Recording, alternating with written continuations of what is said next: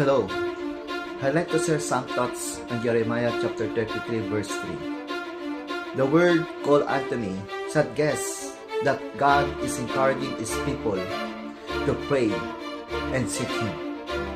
This highlights God's desire for a relationship with His followers and His readiness to listen to their prayers.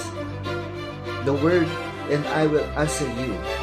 This assures us that God hears our prayer and will respond. While His answer may not always align with our expectation, He responds according to His perfect wisdom and timing. The word and show the great and mighty things. The phrase great and mighty things indicate profound truths that we cannot comprehend on our own. It points to spiritual insights, divine wisdom, or future revelations. The word hidden things that you have not known. Here, God is emphasized that His wisdom and plans exceed our understanding.